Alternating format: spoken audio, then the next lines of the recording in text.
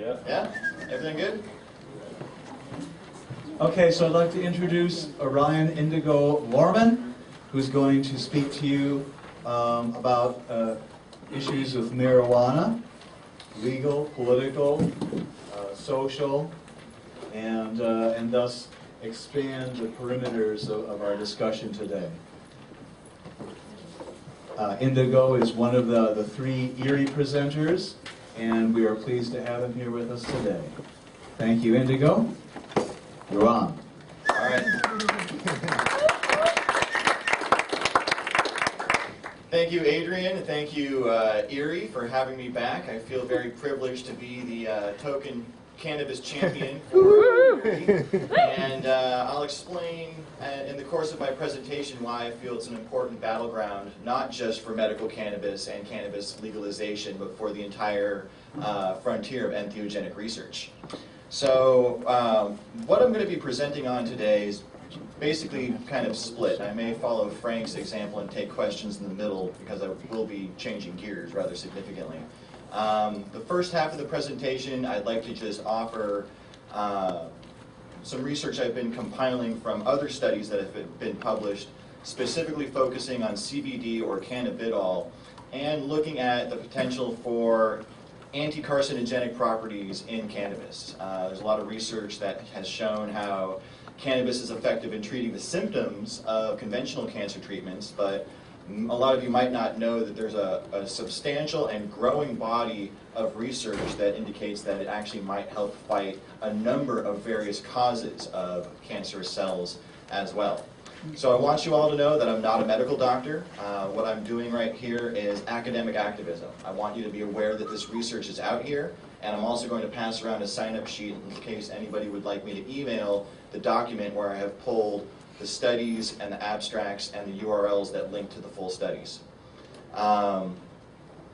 I'm open to input from any medical doctors or naturopathic doctors that may be in the room, or anybody who is familiar with any of these studies or any others. I'm going over maybe 8, but I found at least a dozen, and in the document that I'd like to offer to email to anyone who's interested, I also have a few layman's articles as well that cite the academic studies. So that's sort of my container, and again, open to any questions or comments, but my ability to comment on these medical studies is extremely limited, so I'm going to be doing my best to just present the findings as they've been published. When I switch gears, I'm going to shift into a brief legislative update. I want you to be aware of where the frontline battles are happening right now in terms of federal scheduling and regulation of cannabis and interference in state legal medical marijuana programs. And we have an important election coming up here in 2 days that I'm very excited about. 3 states have full legalization initiatives on the ballot. That's Colorado, Washington, and Oregon. And I'll give a brief opinion piece towards the end of what I think went wrong in California. But I'm just going to dive right in, and I think I will follow Frank's example and take a break briefly in the middle and take any questions regarding these medical studies. So, first off, what is CBD? I'm going to go ahead and assume that everyone here is familiar with THC, which is delta-9 tetrahydrocannabinol, the primary psychoactive ingredient in cannabis, and the primary ingredient that cannabis has been cultivated for many thousands of years now. CBD is cannabidiol, which is a non-psychoactive cannabinoid on its own. And it's been linked to relieving pain, inflammation, nausea, and anxiety, and potentially to slowing or halting tumor growth. And many strains are now being cultivated specifically for a high CBD, low THC content for people who only want the medical benefits and don't want any of the delightful altered states of consciousness that can come with it as well. And for more information, please see projectcbd.org. Really good people doing a lot of good work for the industry, and I had the pleasure of meeting one of the guys who sort of accidentally discovered the high CBD rich strain Harlequin, which they brought back some seeds from Switzerland for, and it was almost purely by accident. They've been researching CBD and other cannabinoids but they discovered this strain being high in CBD content almost by accident. Now there's a number of strains that are being cultivated specifically for it. What is the endocannabinoid system is the other half of why these studies are being conducted and part of what they're finding. Our body produces cannabinoids naturally and has a specific receptor site system that's attuned to cannabis. Now, I think this is anthropological evidence of humans evolving alongside the cannabis plant. I'm not sure if anybody has actually taken a study that far and looked at that, but we do have evidence of cannabis use by humans going back to the beginning of recorded history in China, which is about half of what we consider to be the history of settled agriculture, about 10,000 years. So that stands to reason that cannabis probably goes back at least as far as settled agriculture in humans. But they've discovered this endocannabinoid system, and naturally produced cannabinoids are linked with pain, mood, appetite and digestion, immunoresponse, and a number of other homeostatic functions in the body. And specifically, the THC and other cannabinoids produced by the plant interact with these cannabinoid receptor sites that are all over the body. This first study came from Japan and was published just recently. Shows that the acidic form of CBD, which is prior to being decarboxylated, usually by heat during the smoking process, is an inhibitor of a certain gene activity that relates to breast cancer cell migration. And this indication is a particularly aggressive form of breast cancer. And the CBD non-psychotropic compound, they're finding that it has this anti-proliferative effect on cannabis or cancer cells. Another study came from Iran, surprisingly, was looking at liver cancer specifically and human hepatocarcinoma cells, and found specifically the CB2 agonist, which the CBD receptor or the CBD cannabinoid acts on, is also having this inhibitive effect towards the growth of cancer cells. This is another particularly aggressive form of breast cancer that researchers in Spain have been looking at this cannabinoid effect for a couple of decades, actually. A lot of this research has come out of Spain.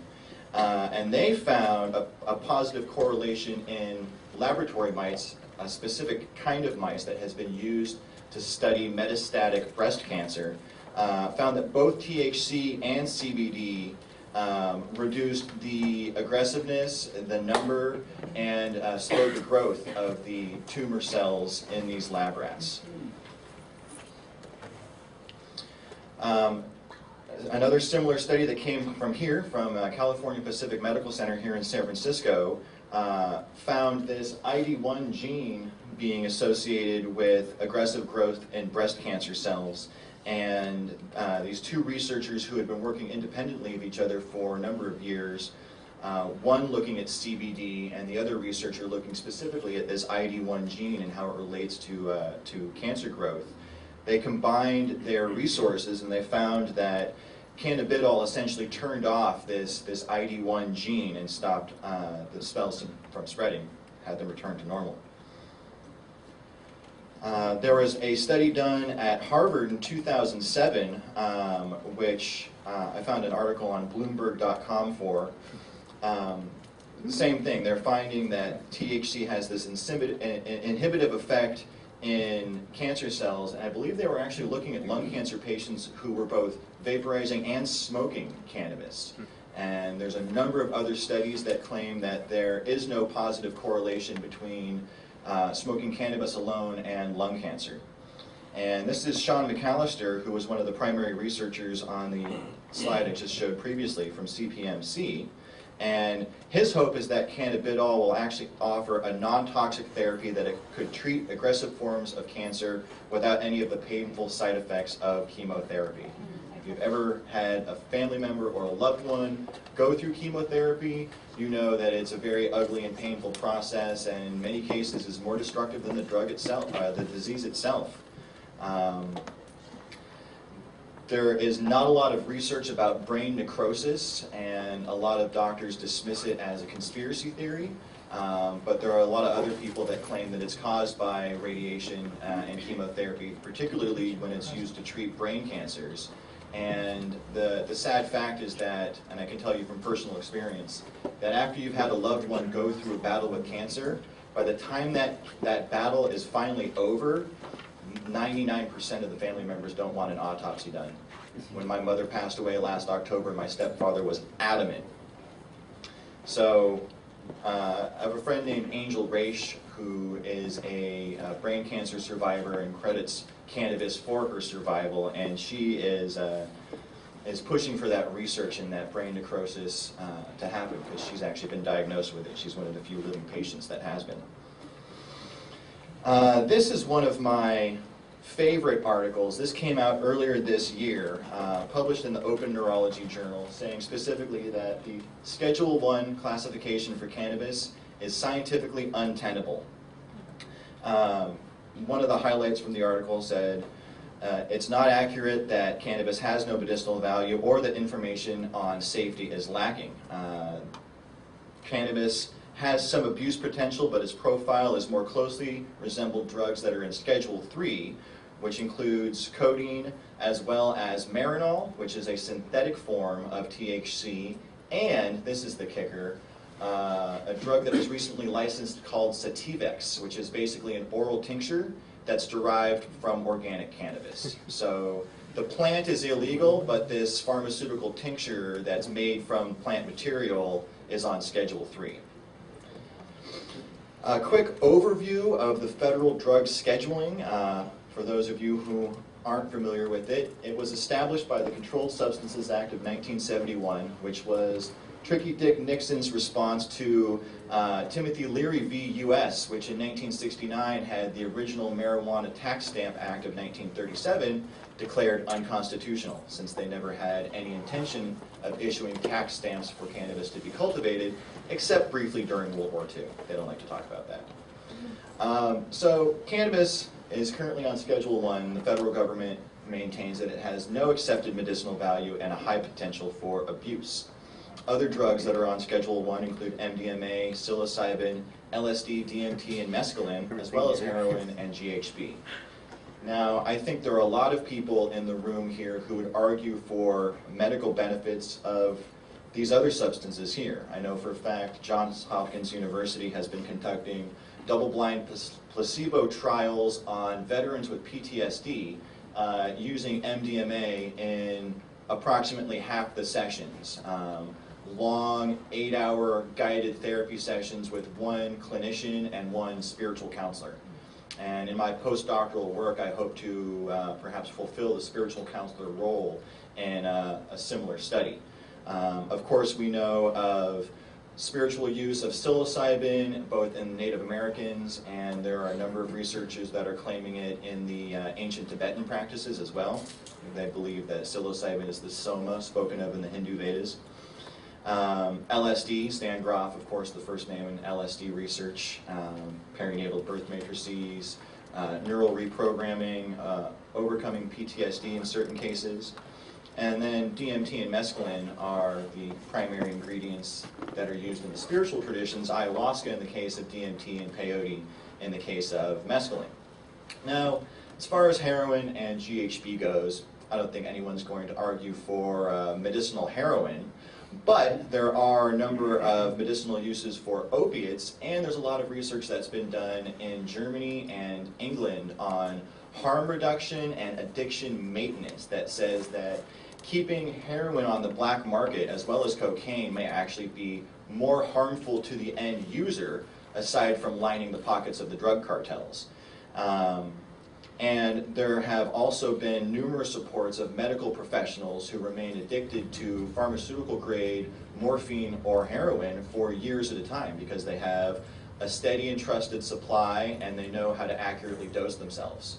And these are the most common problems that lead to overdose deaths from black market substance. GHB, gamma-hydrobutanol, was, to my understanding, originally developed as a sleep aid for narcoleptics. It's the only sleep aid I think allegedly, that can stimulate REM sleep. But it became used as a date rape drug and garnered a bad reputation along with Rufalin. So just going to leave that one alone. Schedule 2 has some accepted value medicinally, but a lot of controls, triple prescriptions, possibly more than that. Cocaine, of course, is not available over the counter, but is a primary ingredient in both Novocaine and lidocaine, which is used for local anesthetic. Opium has a number of pharmaceutical derivatives, Percocet being the most commonly known. Vicodin is a synthetic opiate. Methadone used to treat heroin addiction rather ineffectively. Oxycodone or OxyContin, lots of problems with overdoses from that, particularly people mixing it with alcohol in a party setting. Codeine and Vicodin are on Schedule 2, that seems reasonable, but amphetamines and methamphetamines, thanks Richard Nixon, that makes a lot of sense. Anyone who's ever known a meth head knows that there's no possible way that meth is less dangerous than cannabis. It's absurd. It's absolutely absurd. It makes me want to facepalm. But the problem is that there's all this drug war spending tied up in keeping cannabis in Schedule 1, and we'll get to that in a second. As I mentioned previously, on Schedule 3 we find a number of things, but most surprisingly we have Marinol, which is synthetic THC, and Sativix, which is from GW Pharmaceuticals, a British company, which is derived from organic cannabis.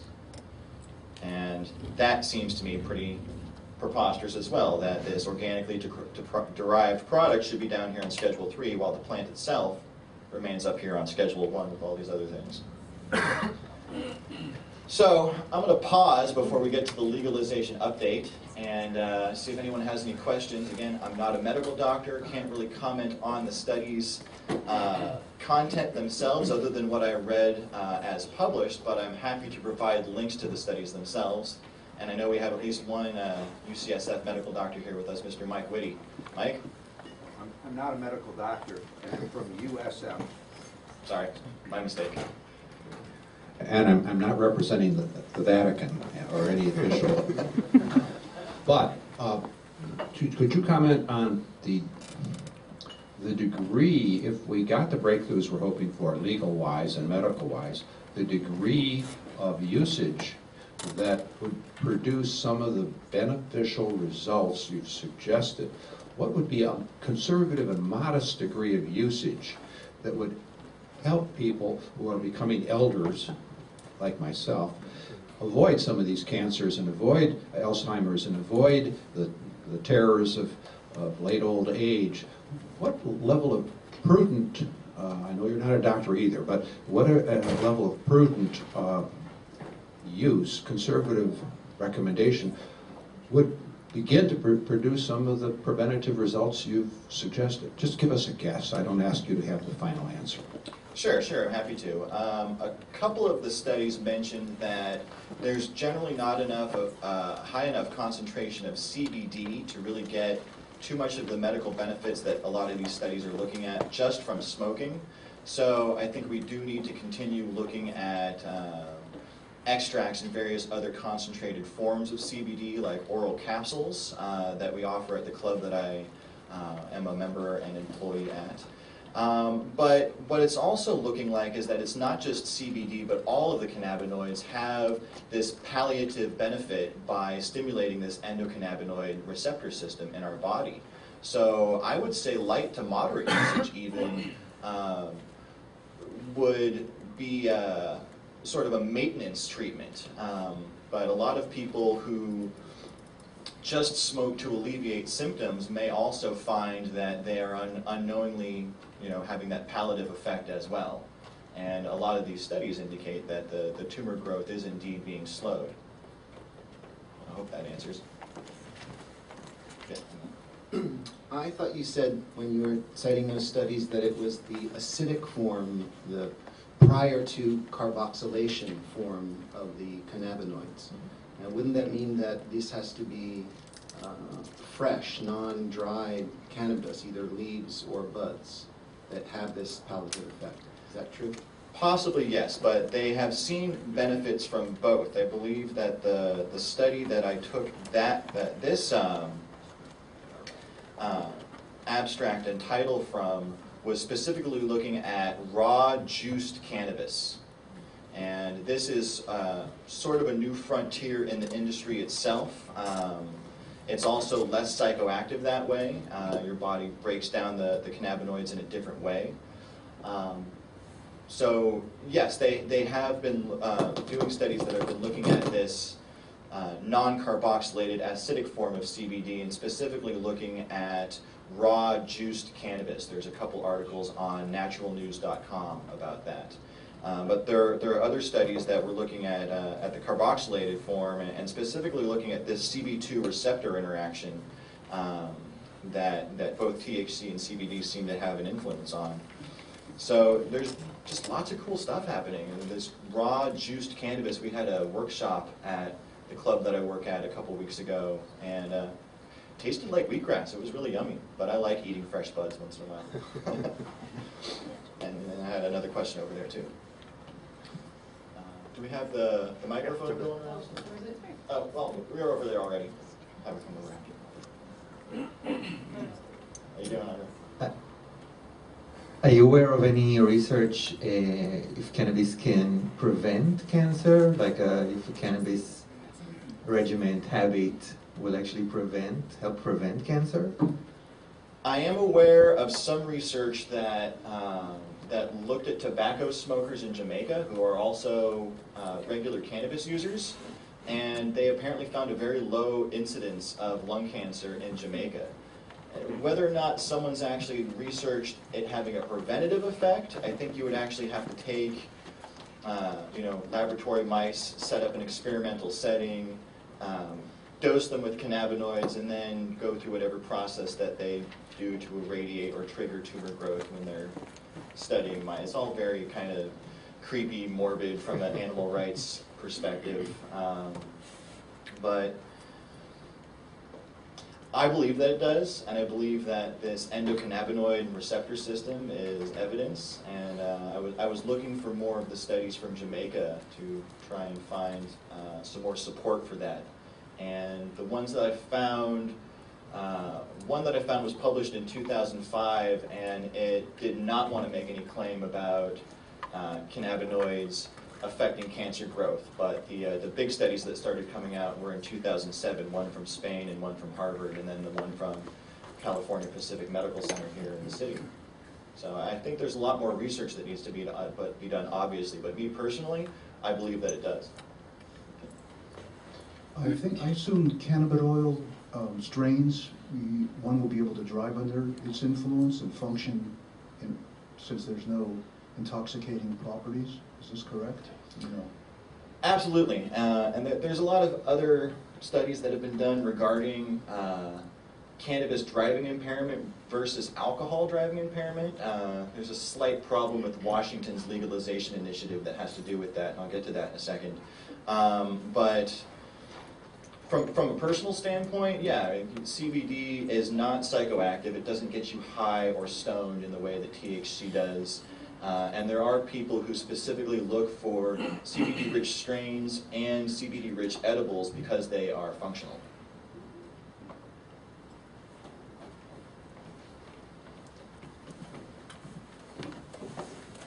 Do you know about any knowledge of endocannabinoid systems in animals, or any anecdotal experience for people trying to help domestic pets with cancer and cannabis? It's interesting. I had a friend email me about a dog that was having some pain issues, maybe some nerve damage as well, and I recommended Rick Simpson's oil for them.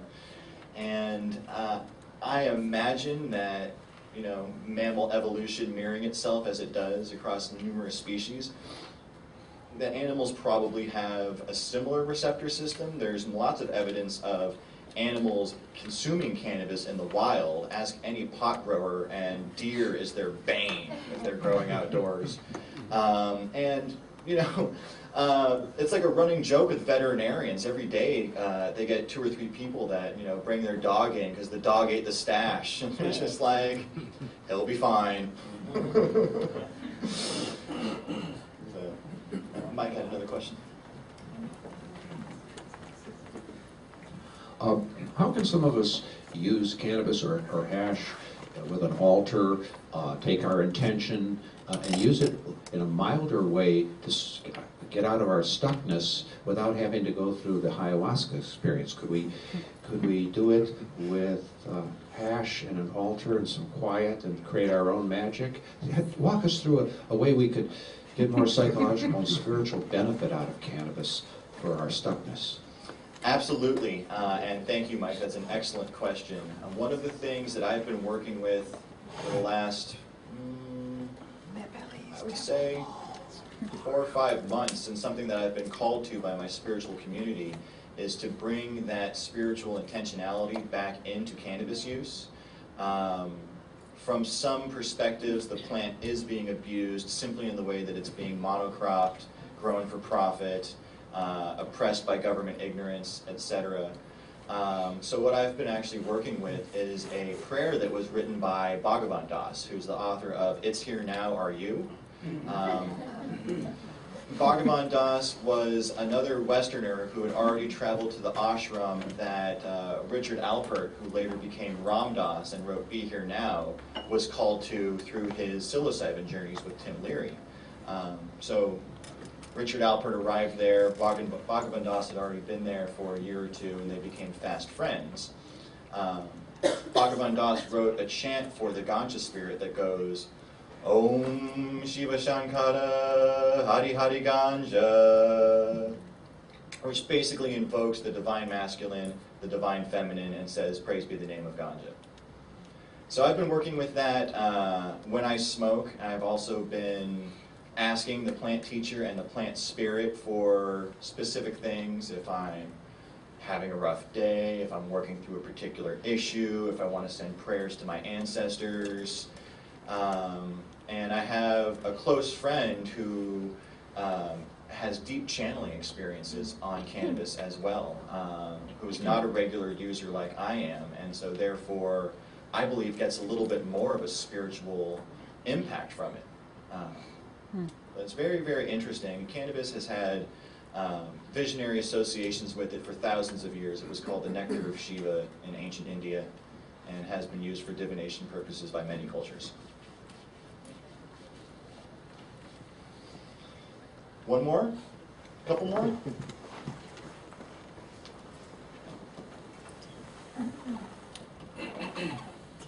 Hello.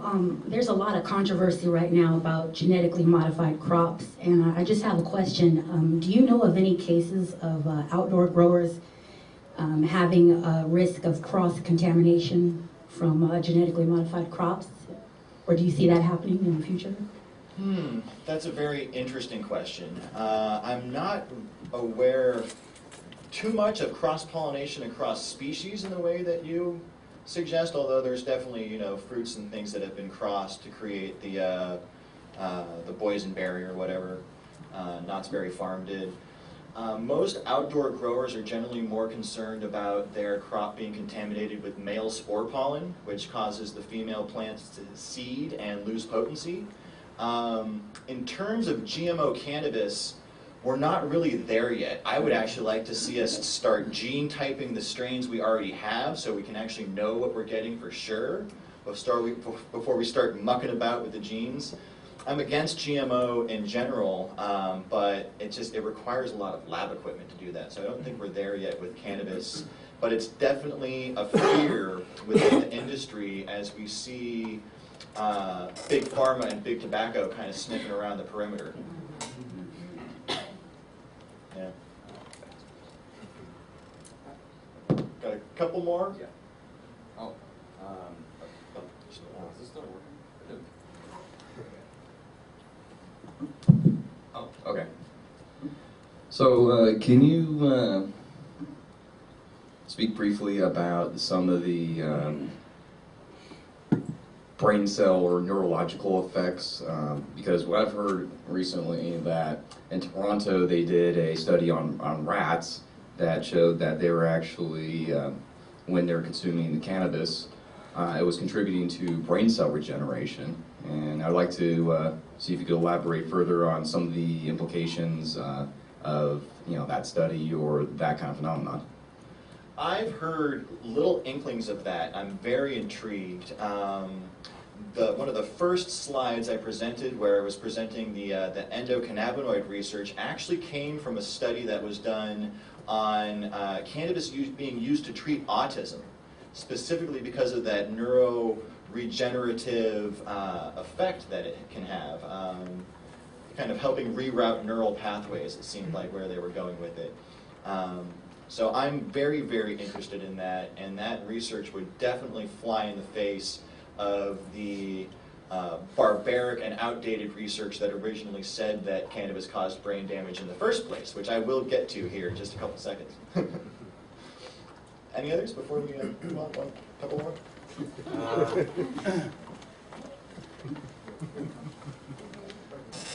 You should get to that. Okay. Last question, then I'll move on to the I legislation. ask you why some of us have more fear, anxiety, and terror and not like in other entheogens, in my own case DMT, so not much fear at all, but with cannabis, to me it's a very, very scary, substance to take. So I just understand it. Yeah, briefly regarding anxiety and paranoia, which is often said to be associated with cannabis, a lot of research indicates that it's more associated with the cannabis sativa species, which is more of a stimulating effect and generally associated more with a head high, as they say. Cannabis in general also lowers your blood pressure, which can cause your heart rate to speed up, which can be kind of disorienting for people as well. So when people are experiencing anxiety or paranoia, I often recommend that they try smoking indica. Maybe try smoking a little less or filtering it through water, which removes a lot of tar and some of the potency as well. And for some people, maybe it's just not for them. I think it's not for everybody, perhaps. So, thank you all for your excellent questions and for not grilling me too hard on the medical stuff. As I said, I just wanted to present the studies as they were published because I think it's important for people to know that this research is out there and it's happening now. But big news coming down on Tuesday. I've been waiting for this for a long time. People used to tell me we'd never see it happen in my life, and now it is. It really is. Before we get to the legalization initiatives, briefly want to talk about H.R. 2306, which is a bill introduced by Representative Barney Frank, co-sponsored initially by Representative Ron Paul and then by Barbara Lee, Jared Polis from California, Dennis Kucinich, Sam Farr, and Dana Rohrbach, who's from California as well. Would remove cannabis from Schedule I, would remove criminal penalties for distribution, and would prohibit federal interference in intrastate cannabis commerce. It would still remain illegal to grow cannabis in one state and send it to another state. This bill, predictably, is stuck in committee. The National Cannabis Industries Association is a DC-based lobbying group, the CannabisIndustry.org, and they have introduced a pair of bills that were both sponsored by Dana Rohrbach from California here. 1984, the Small Business Banking Improvement Act would basically prevent banks from kicking lawful cannabis dispensaries out and closing their accounts down simply because cannabis is still federally illegal. 1985 would be the Small Business Tax Equity Act, which would stop the IRS from going after lawful cannabis dispensaries who are being prosecuted, as Harborside currently is, under IRS Tax Code 280-E, which was originally designed to combat corporations that were tax shelters for cocaine cartels, but they're now being used to invalidate all of Harborside's lawful business deductions as a state legal business, including payroll, rent, overhead, and cost of medicine. My collective that I work for currently pays 100% of its taxes, which means we don't take any business deductions at all. So all those paper clips come straight out of my pocket. That's why I'm not getting paid as much as I'd like. And it's why there's this illusion that there's all this money in this industry.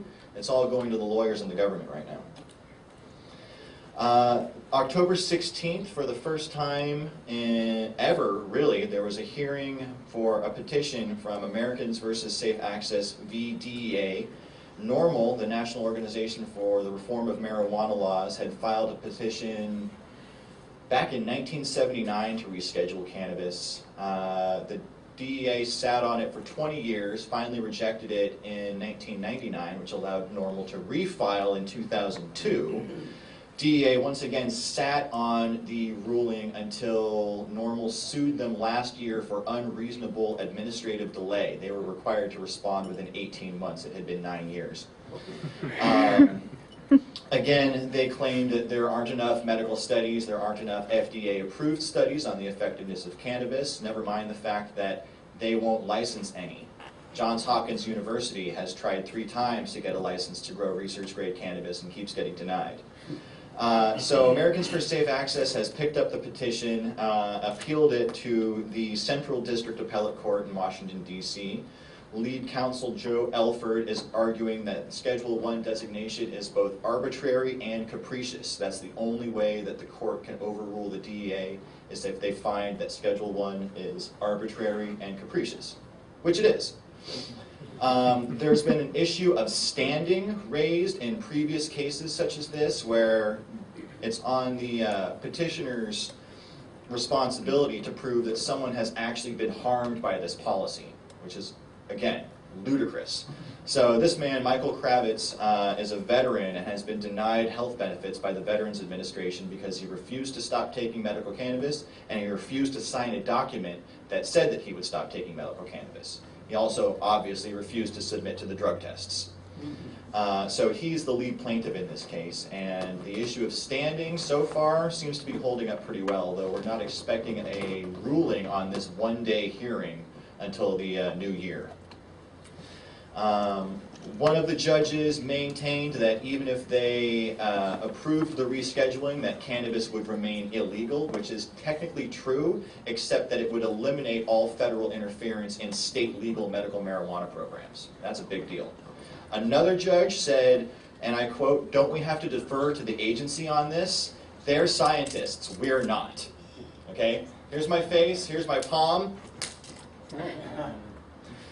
If the DEA are law enforcement thugs, they're not scientists. If they have any scientists on the payroll, they are akin to the tobacco lobby scientists. Okay? These are the same guys that in 1955 strapped gas masks to 4 rhesus monkeys, force-fed them cannabis smoke without any oxygen, basically asphyxiating them to death, then dissected their brains and said cannabis caused brain damage. That's where that came from. So that's the kind of scientists that they're talking about over the DEA. It's like going to the tobacco lobby scientists and asking them to discuss the health risks of tobacco. So, fingers crossed, I am hoping that the appellate court rules in favor of Americans for Safe Access and cannabis patients across the nation and world. And the federal government would be almost sure to appeal that decision to the Supreme Court. So, here we go. Colorado, Amendment 64, poll that was released by the Denver Post this morning shows 50% in favor, 44% opposed, with a 3.8% margin of error. I've heard other polls from Colorado that indicated more like 53 to 54% opposed, and it's been pretty consistently 53 to 54% in favor, and it's been pretty consistently 43 to 44% opposed. I think this one is the most likely to pass, although the analysts seem to think Washington has a little bit better chance. The reason I think Colorado is going to pass is because they have a thriving medical marijuana program that is fully vetted and endorsed by their state legislature. They're for-profit businesses, and they're bringing in a ton of tax revenue, and the U.S. attorney has been stepping on it. And they're pissed. Colorado has this real like frontier cowboy, don't tread on me mentality. And I would be absolutely thrilled if we saw U.S. v. State of Colorado in the Supreme Court discussing cannabis legalization. Because if these pass, when they pass, the federal government's definitely going to challenge it. It's going to be an interesting fight. Washington, Initiative 502, public policy polling that was done just a day ago showed 53% in favor, 44% opposed, similar margins to Colorado. The one thing about this Washington bill is that it contains this unscientific, arbitrary, and capricious DUI limit of 5 milligrams of cannabinoids in the bloodstream. Well, let me tell you, I have way more than 5 milligrams of cannabinoids in my bloodstream right now, as does any regular user when they wake up in the morning. It has no bearing on impairment, and there needs to be some more studies done on driving impairment in cannabis, because if I-502 passes, this needs to get challenged and knocked down right away, because otherwise they're predicting tens of thousands of people will be unnecessarily saddled with DUI convictions. Another interesting aside, last Wednesday, a Mexican think tank, and this was published by the Associated Press, released a statement that they believe marijuana legalization in Colorado, Washington, and Oregon could cut drug cartel profits by as much as 30%. Yeah. Apparently, more than half of their profit still comes from cannabis, from black market cannabis, which is somewhat surprising to me. But it's all the more reason to pass these laws, since you know, the CEA feeding guns to the cartel that's already winning doesn't seem to be working. Operation Fast and Furious, look it up. Oregon question number 80. The Oregonian newspaper and Elway Research Group reported about a half a week ago, 42% in favor and 49% opposed, although the supporters questioned the poll's ability to account for the youth vote. I don't know which way this one's going to fall. I really feel like outside the big cities, Oregon and Washington also both have this real strong mountain man, don't tread on me mentality. So I would be thrilled to see all three of them pass, and I spoke to Richard Lee yesterday who agreed. And he actually convinced me to support Washington despite this pesky little DUI thing. So what happened in California? Short answer, infighting, bickering. It was kind of a bummer to see this Repeal Cannabis Prohibition Act was written by Dr. Frank Lucido and a few others over in Berkeley. He's a medical doctor and a strong advocate of cannabis. And it would have repealed all the criminal penalties and created a state regulatory agency that would have been given 6 months to develop some sort of distribution framework. So it kind of left that part up in the air, but did a lot of due diligence on finding all of the various municipal codes and penal codes to remove all penalties for cannabis. Regulate marijuana like wine, I really liked, but because it wanted to set up a system similar to the wine industry, and it was using the wine industry numbers from the mid to late 70s when it exploded here in California to attempt to project the kind of tax revenue that a legal cannabis industry could bring to the state of California. They've done similar projections in the other states I just mentioned. Unfortunately, the main proponent of this bill was a very controversial figure in the movement. There were people that were saying that he wanted to go the GMO route, and it never built up enough momentum. The RCPA people waited too long to do their polling, and so they weren't able to get funding to gather the signatures that were necessary to get one of these initiatives on the bill. And this guy was too much of a controversial figure within the industry, wasn't really able to get the support that he needed or the funding to get those signatures gathered. So my proposal is to merge the best of both worlds. Take the due diligence of Frank Lucido in eliminating all criminal and civil penalties for cannabis, as represented by the Repeal Cannabis Prohibition Act, and incorporate into that the regulatory framework proposed by Regulate Marijuana Like Wine, which was based on the Napa Valley wine industry. Merge the best of both worlds. And I really want to see this happen. I have a friend who is an organizer for this organization, that's the United Food and Commercial Workers. A lot of people still don't know this name, but when you mention the Grocery Workers Union or the Meat Cutters Union to anybody, ears perk up.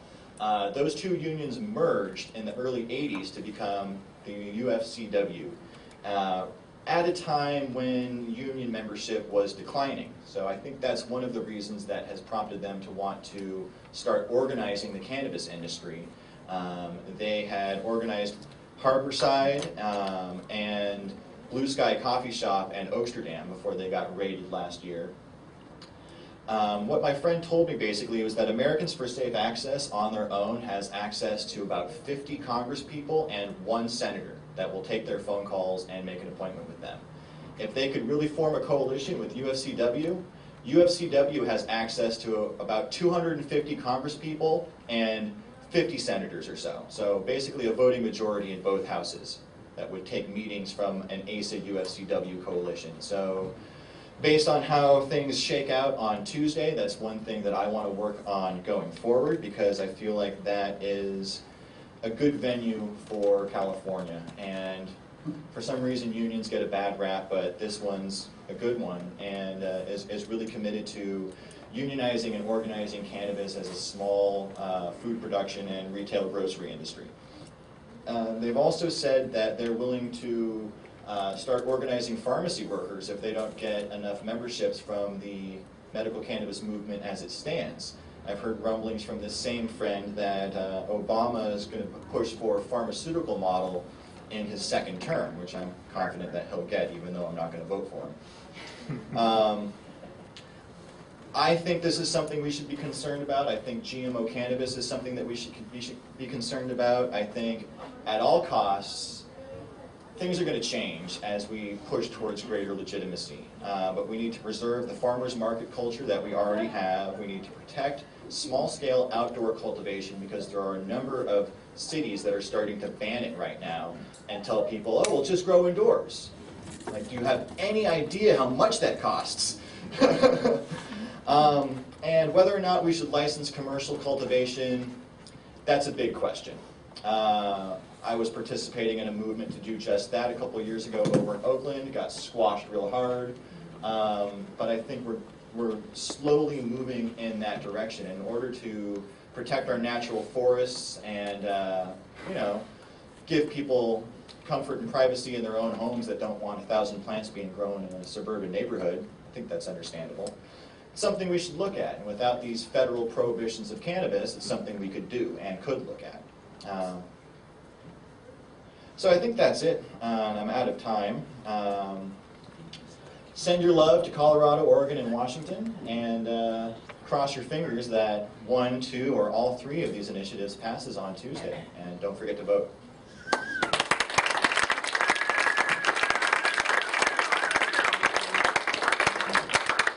Take 5 minutes of questions. Thank you, Indigo. And I'd like to present you with this little gift, a token from ERIE for your participation. Thank you for bringing a very clear and informative argument to all of us. Thank you. Thanks, Andrew. ERIE will now break for an hour for lunchtime, following which we will have Larry Norris, Veronica Hernandez, and our keynote speaker, Robert Forte.